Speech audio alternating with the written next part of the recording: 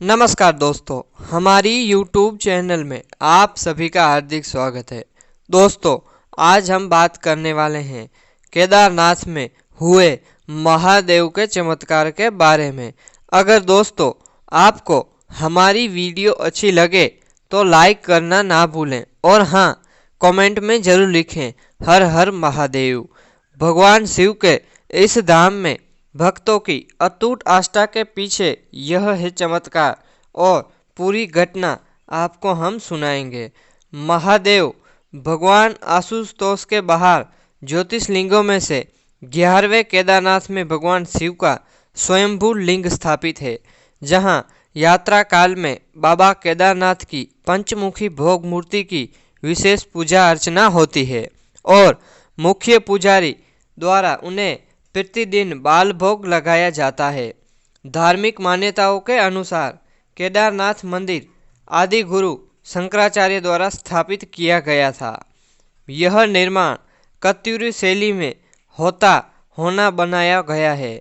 मान्यता है कि महाभारत युद्ध में पांडवों द्वारा गोत्र हत्या व गुरु हत्या के पाप से मुक्त होने के लिए हिमालय भ्रमण किया गया था। उन्हें महर्षि नारद ने हिमालय में पहुंचकर भगवान शंकर के दर्शन करने को कहा था। तब 5 पांडव द्रौपदी के साथ केदारनाथ घाटी के गांवों से होते हुए केदारनाथ धाम पहुंचे थे, लेकिन भगवान शिव शंकर उन्हें दर्शन नहीं देना चाहते थे। ऐसे में भगवान उनसे दूर दूर भागते रहे, लेकिन पांडव भी भगवान का पीछा करते रहे। इस दौरान केदार क्षेत्र में भगवान शिव ने पांडव से बचने के लिए भैंसे का रूप धारण किया और वहां विचरण के रहे अन्य भैंसों के समूह में जा मिले, लेकिन पांडु पुत्र भीम ने उन्हें पहचान लिया और भगवान को पकड़ने लगा। इसके बाद भगवान शिव ने प्रसन्न होकर पांडवों को साक्षात दर्शन दिए और उन्हें गोत्र व गुरु हत्या के पाप से मुक्त कर दिया। इसी बीच भगवान शंकर भूमि के धंसने लगे और भीम उनका पृष्ठभाग ही पकड़ पाया। इस केदारनाथ में भगवान शिव के स्वयंभू लिंग के पृष्ठभाग की पूजा की जाती है, जबकि अग्रभाग की पूजा नेपाल के पशुपाति में की जाती है। नाभि की पूजा द्वितीय केदार महादेव बाहु की पूजा तृतीय केदार तृगनाथ, नेत्र की पूजा चतुर्थ केदार रुद्रनाथ, जटाओं की पूजा पंच केदारनाथ कल्पेश्वर धाम में होती है।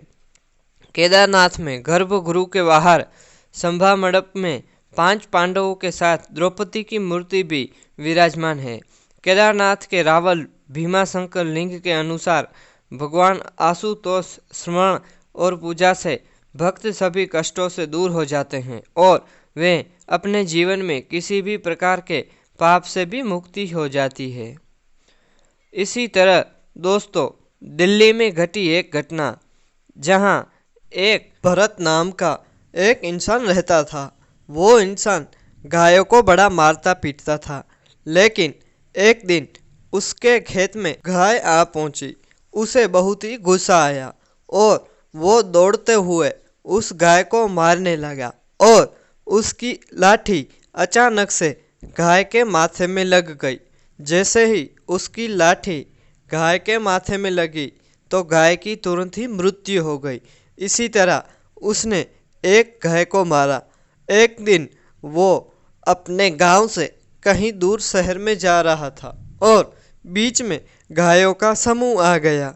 उसी में समूह में वो शराब पी रखी थी।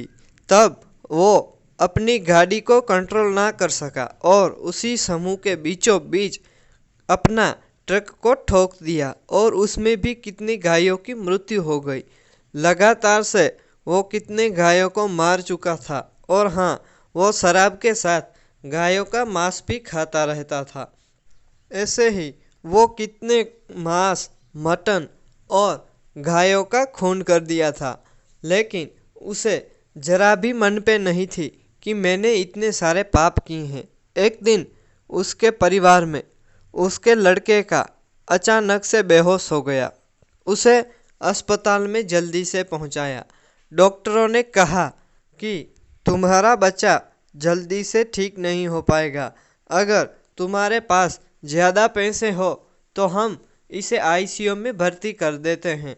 और उसके पास पैसे तो थे नहीं, लेकिन वो घर जाकर खूब रोने लगा कि उसके मन में विचार आया कि मेरे पास शायद पैसे होते तो मैं अपने बेटे को बचा पाता।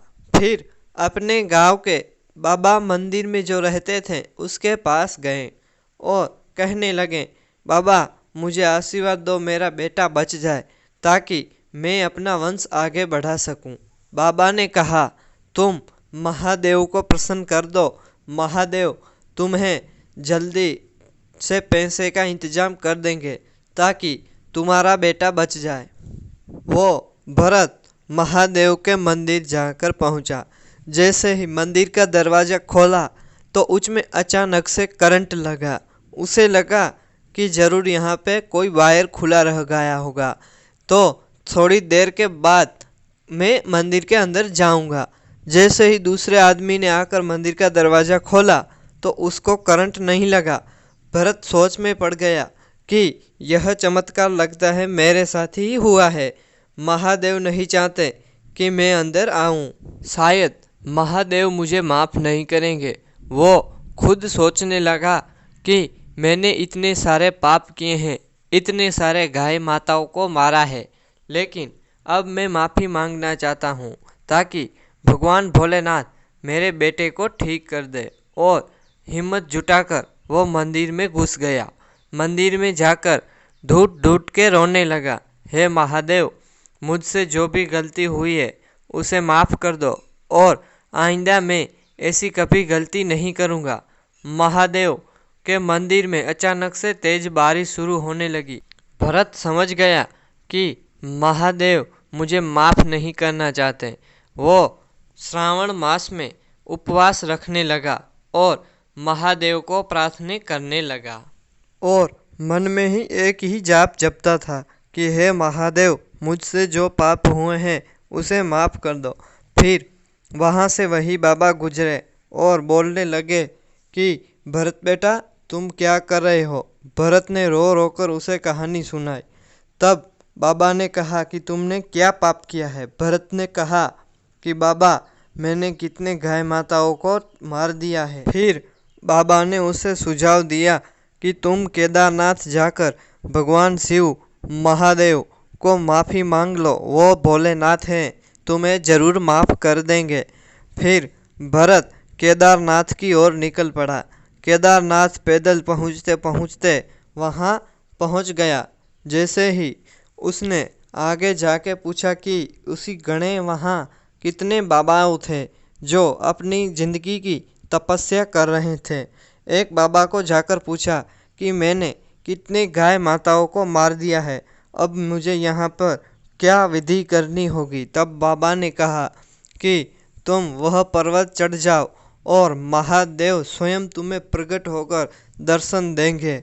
तो भरत मान गया और भरत उस पर्वत को चढ़ने की शुरुआत की। 1 दिन 2 दिन 3 दिन इतने कितने दिनों के बाद 5-6 दिन लगे, लेकिन भरत हिम्मत जुटाकर वो पर्वत को चढ़ने ही लगा।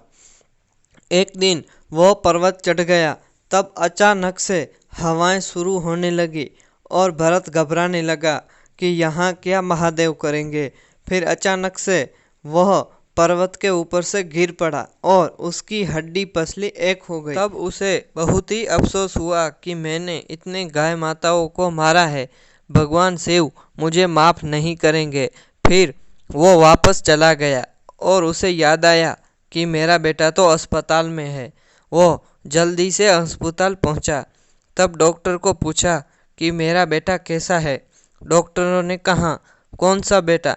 फिर उसने वही बात जुटाई कि आपने कहा था पैसों का इंतजाम करके आना, तुम्हारा बेटा बच नहीं सकता।